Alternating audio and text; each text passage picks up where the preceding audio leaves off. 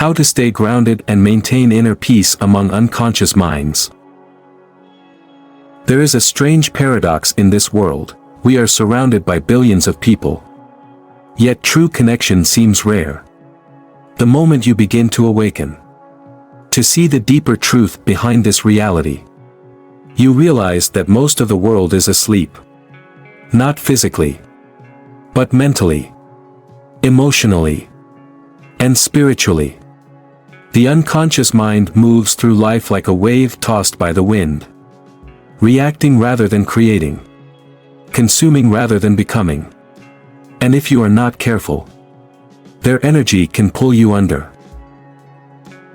So how do we stay grounded? How do we maintain inner peace in a world that is chaotic, confused, and constantly trying to pull us back into unconsciousness? It begins with one simple realization: your energy is the most valuable currency you have. Every day, you are making an investment. With every thought, every reaction, every emotion, you are choosing where to place your energy. The question is, are you spending it wisely? Or are you letting the unconscious world drain you? Imagine a mountain standing tall in the middle of a storm. The wind howls. The rain falls. But the mountain does not move. Why? Because it is rooted deep within the earth. It does not chase the wind. Nor does it fear the storm. It simply exists in stillness. This is how we must be. The first step to staying grounded is understanding the nature of unconscious minds. When you see someone acting with anger, reacting with fear, or drowning in negativity, you must recognize that it is not truly them, it is their conditioning. They are living out old patterns, moving through life on autopilot, trapped by an illusion they cannot even see. But here's the danger: the unconscious mind is contagious. Have you ever walked into a room where people were arguing and felt the tension in the air? Have you ever been around someone full of anxiety and, without realizing it, found yourself feeling anxious too? Energy is always transferring. If you are not careful, you will absorb the unconscious energy of those around you. So ask yourself, am I being a transmitter or a receiver? If you are merely a receiver, you will take in the world's energy without control. But if you are a transmitter, you will radiate your own vibration so strongly that nothing external can shake you. This is the key. To become a transmitter, you must cultivate presence. Right now, stop. Take a deep breath. Feel the air moving into your lungs. Listen to the sounds around you. Be here, in this moment. Because right here, right now, there is peace. The unconscious mind lives in the past and the future. It worries about what was and what will be. But the conscious mind, the grounded mind, lives in the eternal now. Ask yourself, when was the last time you truly felt this moment? Not through the filter of your thoughts. Not through expectations. But as it really is. The more you practice presence, the less the unconscious world can affect you. But presence alone is not enough. You must also build an unshakable foundation of self-awareness. Most people have no idea why they think the way they think. Why they react the way they react. They have never questioned it. But you must. Every time you feel anger, ask, is this truly my anger? Or is it something I learned? Every time you feel fear, ask, is this fear real? Or is it just a conditioned response? Most of what we think is us is simply programming from society, from childhood, from past experiences, But the moment you begin to observe your own mind, you become free from it. And here's something even deeper. The unconscious world wants you to forget this truth. Have you ever noticed how easy it is to fall back into distraction? How easy it is to get lost in social media, in entertainment, in endless noise? This is by design. The world is full of mechanisms designed to pull you away from yourself. Because if you wake up, if you become truly conscious, you become untouchable. You become free. And nothing scares the system more than a free mind. So how do you protect yourself? You must guard your energy like a sacred temple. This means being ruthless with what you allow into your life. The conversations you engage in, the people you surround yourself with, the content you consume. Does it lift you up? Or does it drain you? Does it awaken you? Or does it put you back to sleep? Most people treat their minds like an open door, letting anything and everything enter. But the conscious mind is like a sanctuary. You must be selective. If you truly want peace, you must make a choice. Do I want to be liked? Or do I want to be free? Because there will be moments where maintaining your inner peace means stepping away from the crowd. It means saying no to certain conversations. It means being okay with silence. And here's the hardest truth. Some people will never understand your peace. Because your peace threatens their chaos. When you refuse to react, when you refuse to engage in negativity, some people will try to pull you back in. They will provoke you, question you, try to make you explain yourself. But a lion does not concern itself with the opinions of sheep. You do not need to explain your peace. You do not need to justify your stillness. Your energy speaks louder than words. So be still. Be strong. Be the mountain. Because the more you stand in your truth, the more the unconscious world will lose its power over you. And now, the real question is, how do we not only maintain our peace but influence the world around us to awaken? The art of becoming a spiritual anchor, how to uplift others without losing yourself. Staying grounded in a chaotic world is one thing. But influencing it without being consumed is an entirely different challenge. When you begin to awaken, you'll notice a pattern. The more peaceful and conscious you become, the more the unconscious minds around you resist. Some will reject your energy, seeing it as strange, foreign, even threatening. Others will try to pull you back into their world of distraction and drama. And then there are those who will be drawn to your presence, sensing something different, something powerful, yet not knowing exactly what it is. So the question is, can you stand in your light without being dimmed? Can you offer guidance without being drained? Can you hold space for the unconscious without losing yourself?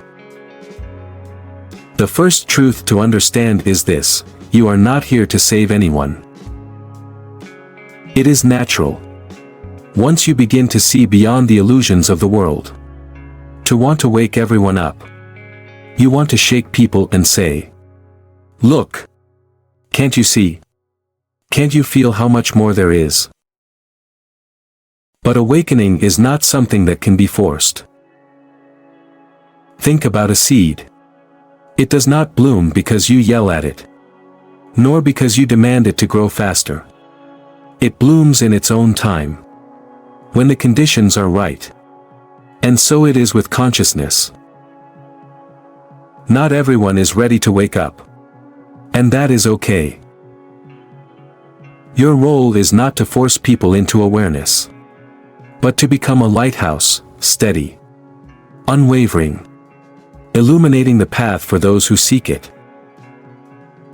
And here is the paradox: the less you try to change others, the more they are changed by your presence. Have you ever noticed that when you are truly centered, when you radiate peace without expectation, people are naturally drawn to you? This is because energy does not lie. A mind that has found stillness is like a flame in the darkness, magnetic, compelling, and undeniable.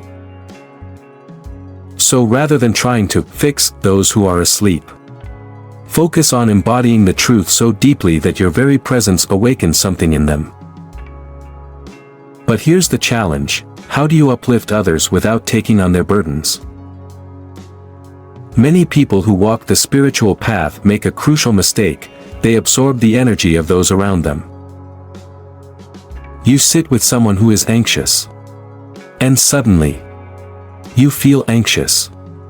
You talk to someone filled with anger, and soon, your peace begins to slip. Why does this happen? Because most of us, without realizing it, are energetic sponges. From childhood, we were conditioned to match the energy of those around us. If someone is sad, we feel the need to be sad with them. If someone is upset, we think that taking on their frustration shows empathy. But true presence does not mean absorbing. It means holding space. Imagine a still lake. If someone throws a stone into it, the ripples will come. But the lake itself does not change.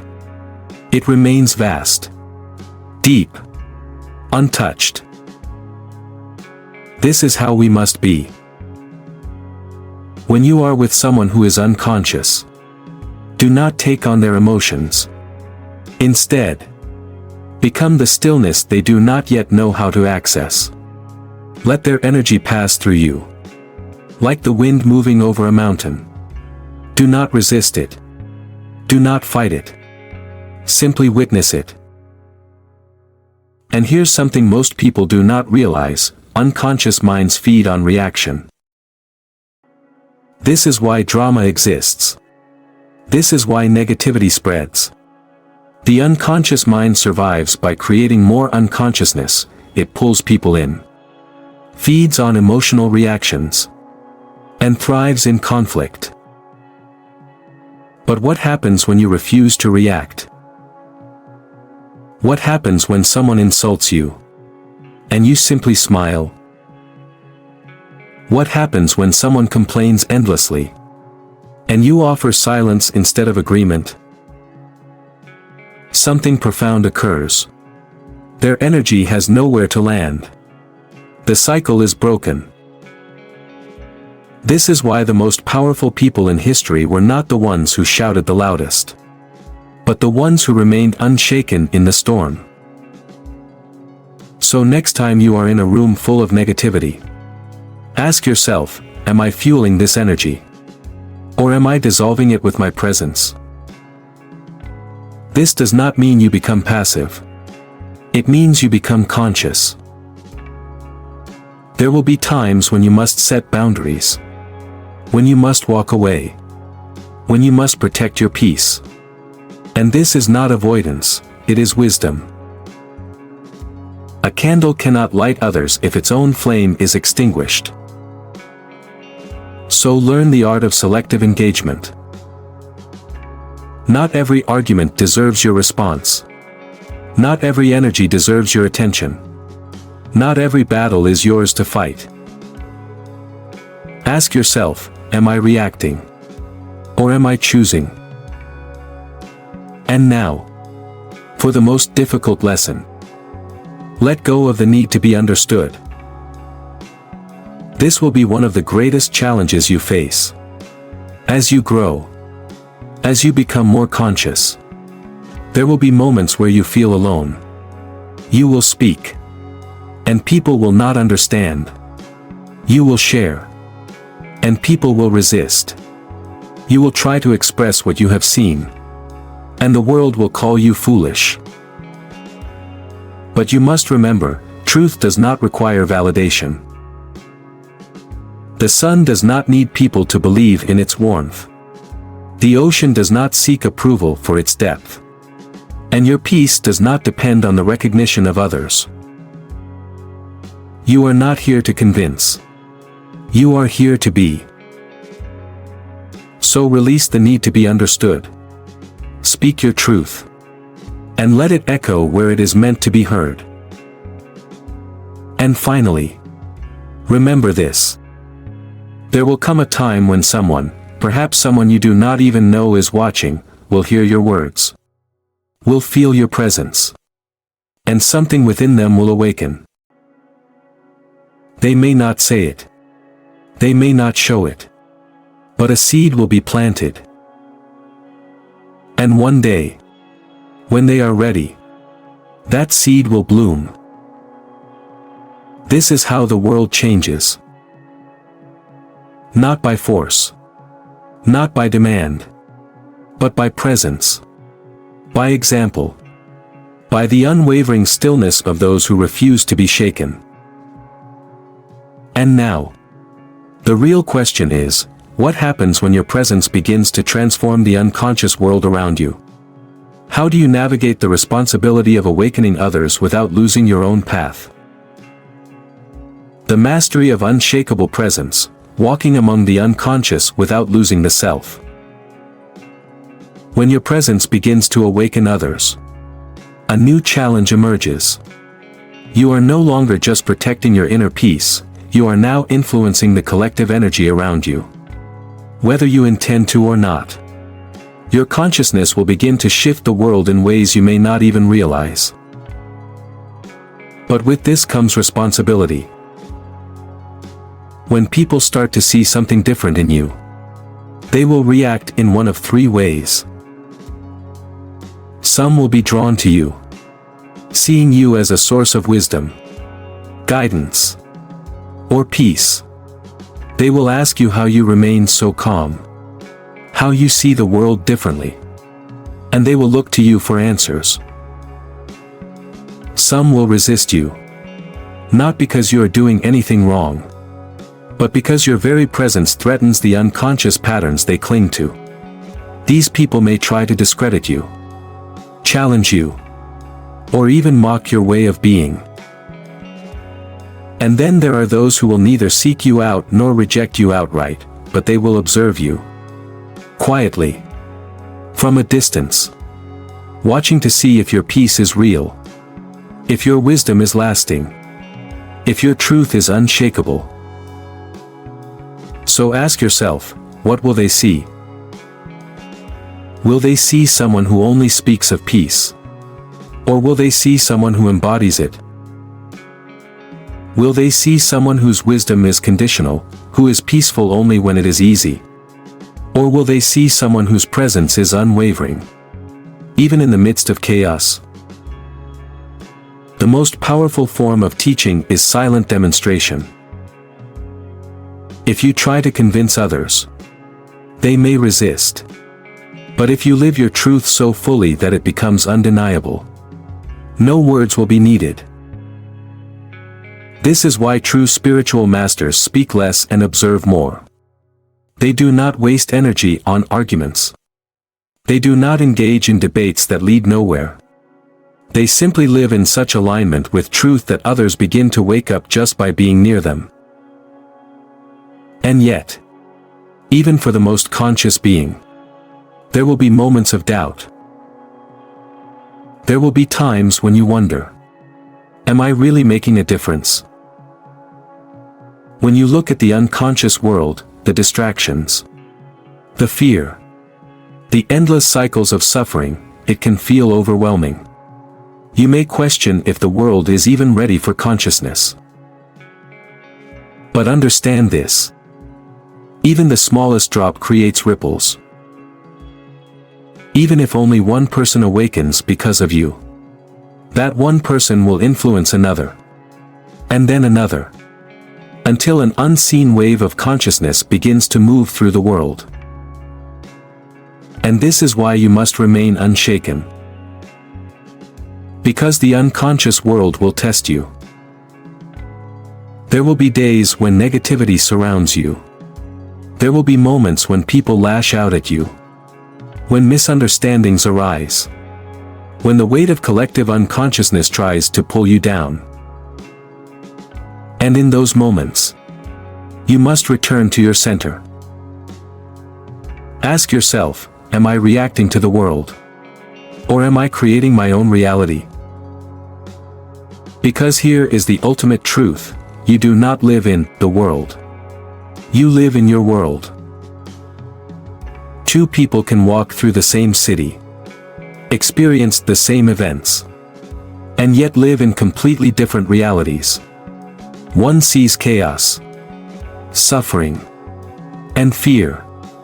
The other sees beauty, opportunity, and love. What is the difference?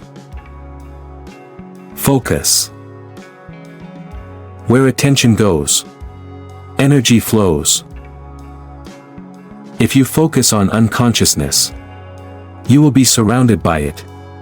If you focus on wisdom, clarity, and truth, that is what will expand in your life. And so, the final mastery is this: you must choose your reality, regardless of what the external world presents to you. This is not ignorance.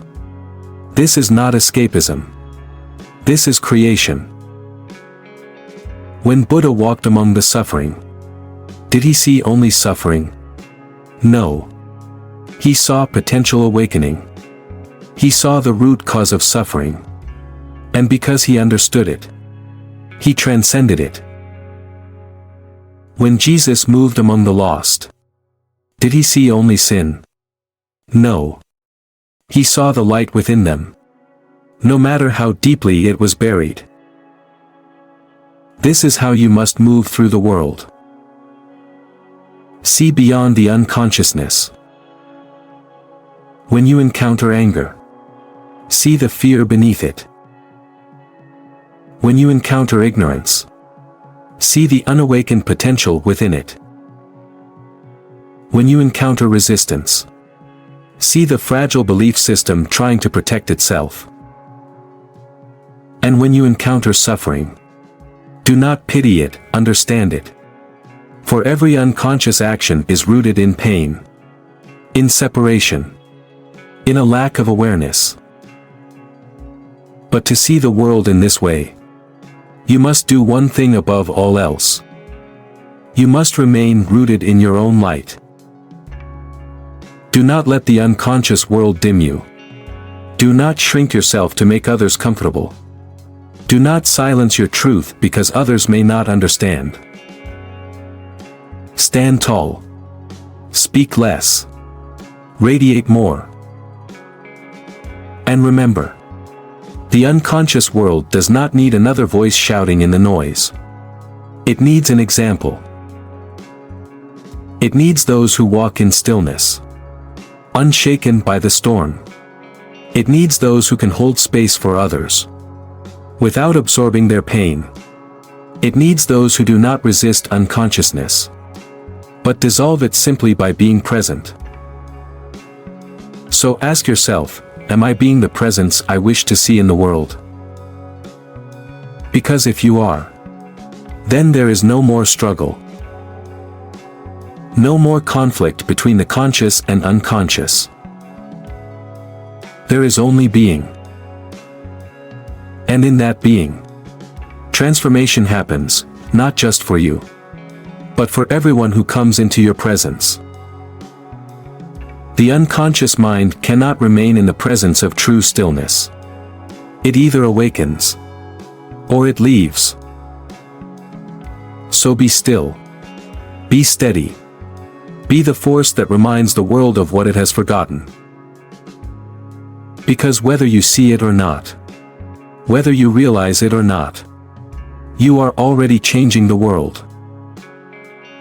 One moment at a time. One breath at a time.